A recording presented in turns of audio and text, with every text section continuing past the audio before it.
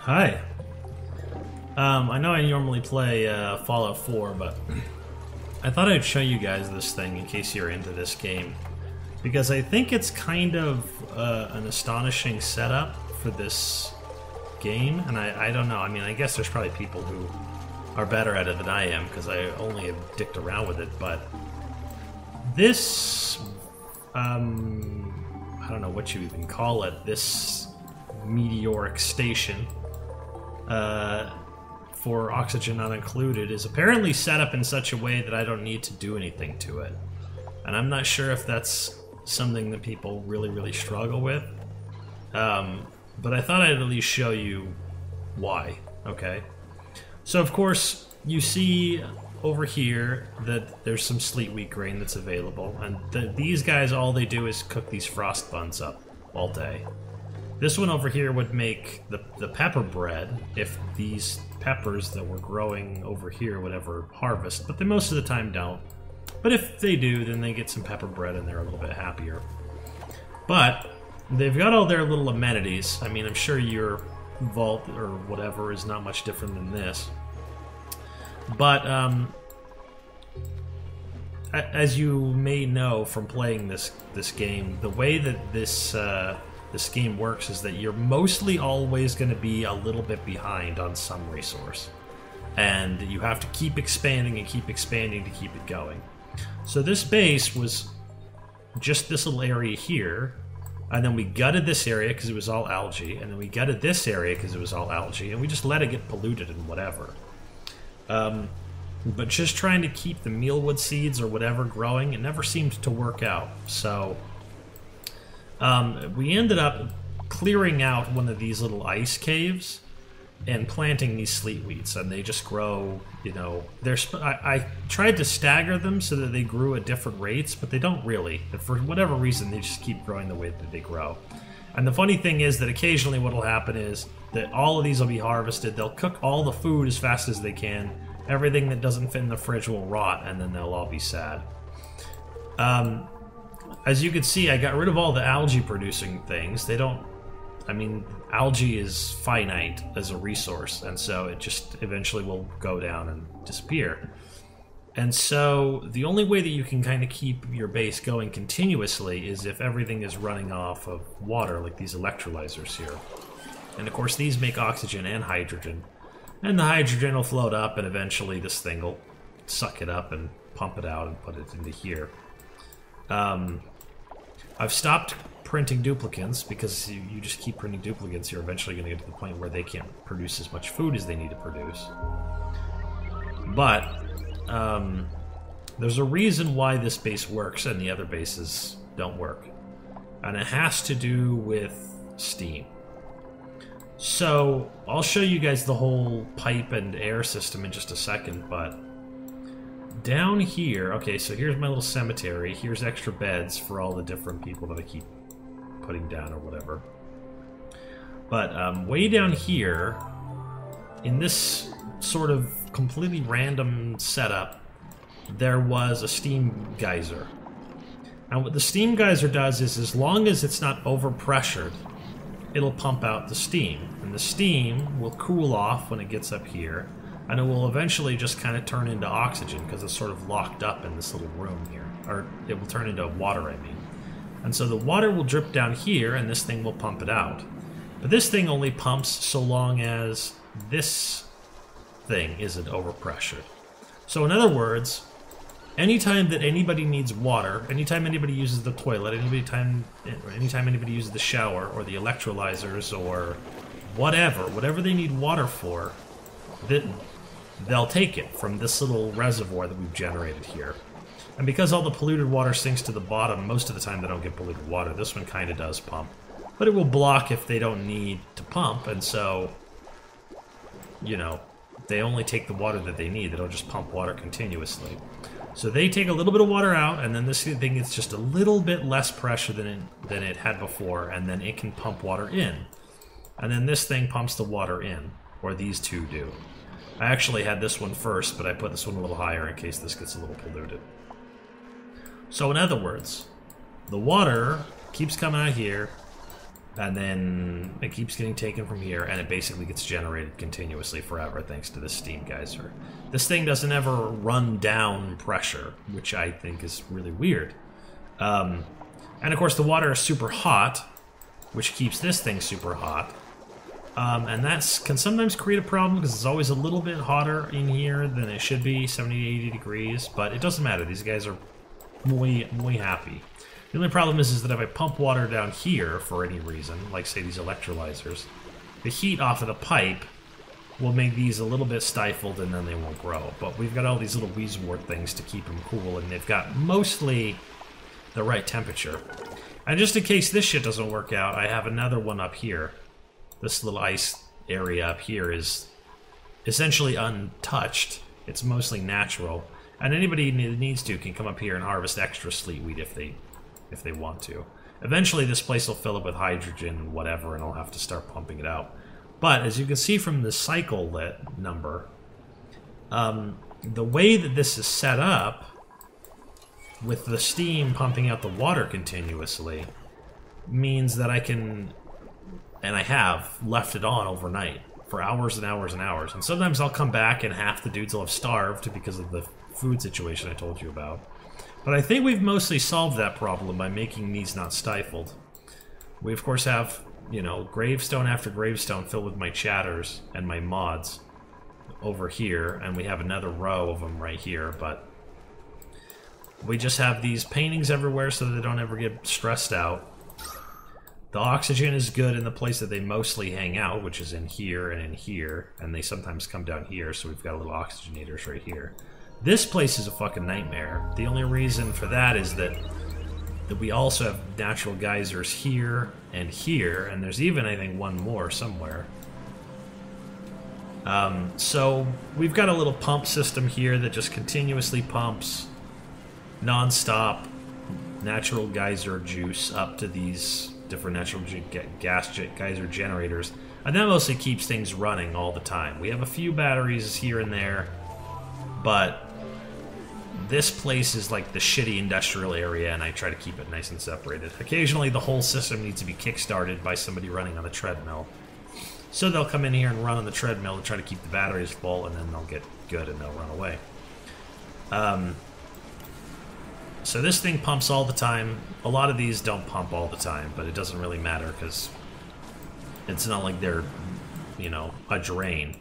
The only thing that's basically problematic with this setup is that the natural gas geysers, which run on essentially infinite natural gas geyser energy, produce polluted water. And the only resource that I'm going to eventually have to continuously fill is space. So we've pumped this thing full of polluted water.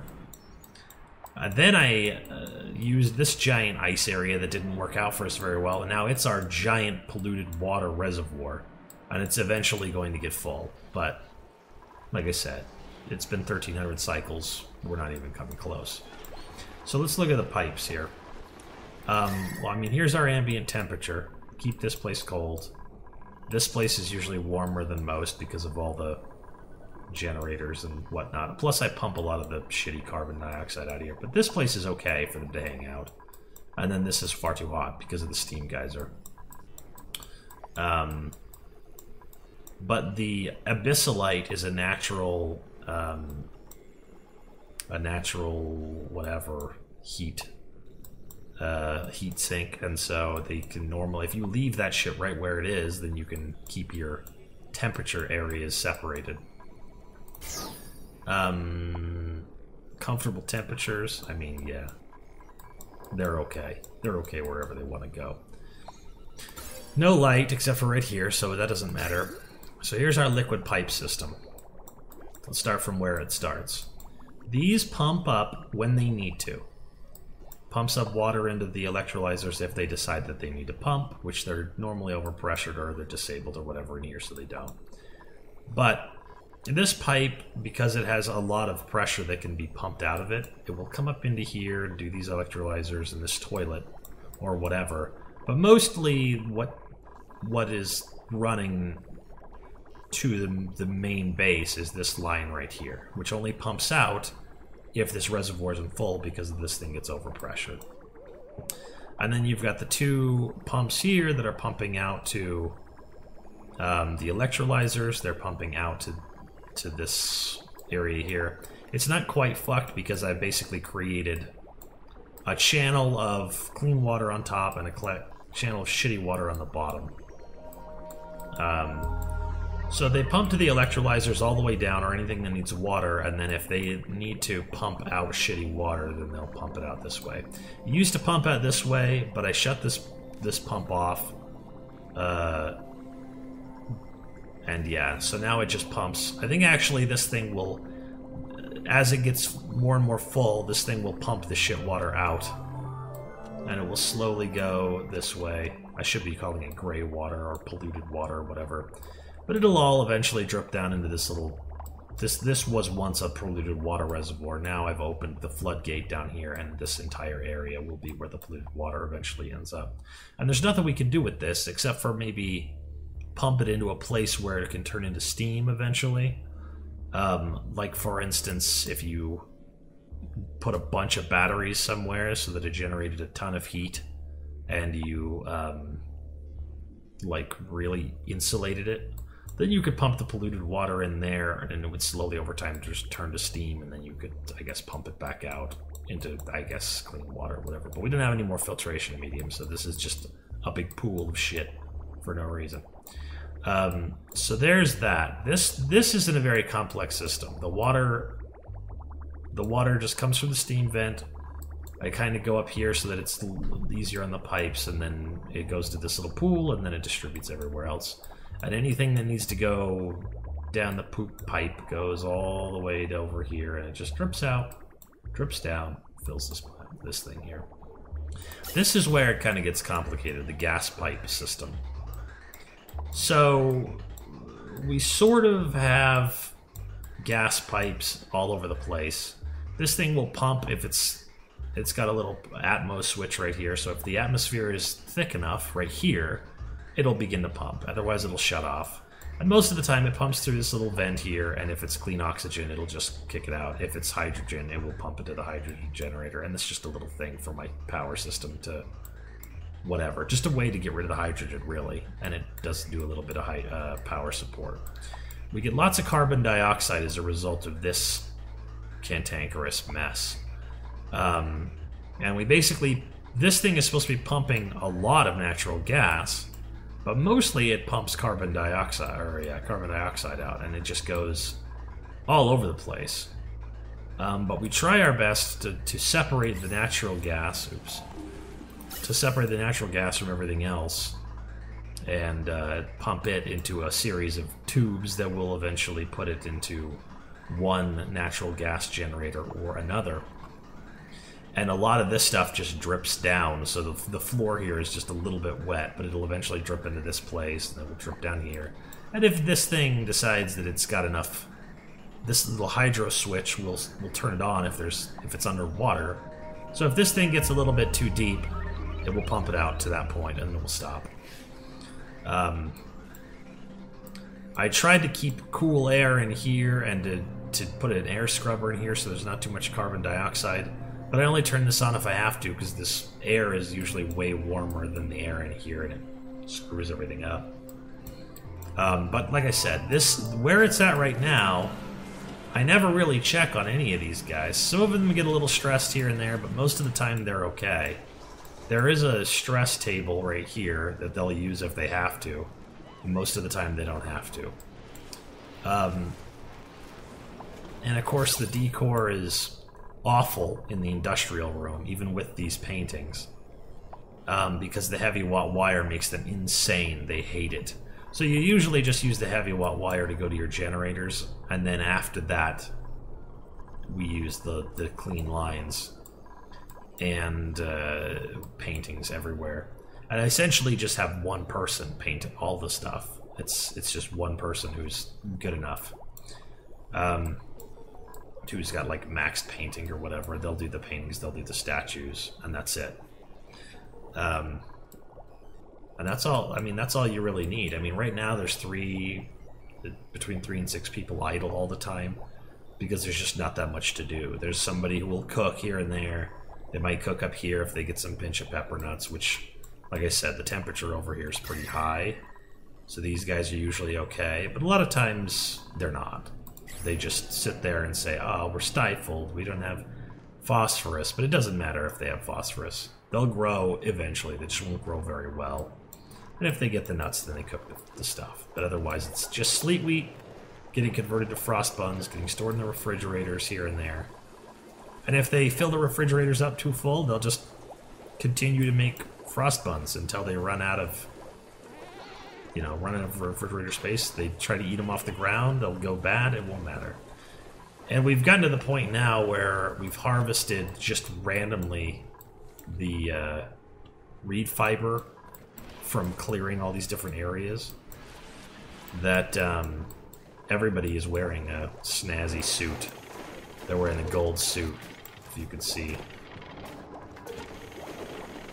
And that just gives them a little bit of extra decor, but it doesn't really matter. The point is, any base could look much cleaner than this, but the whole system is reliant on one thing, and it's this one steam geyser right here. I mean, we could literally just do water to electrolyzers, and if this thing was set up a little bit more cleanly, everything could go to hydrogen generators and the manual generators, and we wouldn't have this problem with the carbon dioxide and the natural gas and I mean, really the polluted water is mostly coming off of these natural gas generators. If I was going to do it again, I would try to do more electrolyzers, but even though there's supposed to be 2 hydrogen atoms and 1 oxygen atom, H2O, in water, this thing cooks out way more oxygen than hydrogen. I don't know how the hell that works. So, anyways, I thought I'd show you guys this base.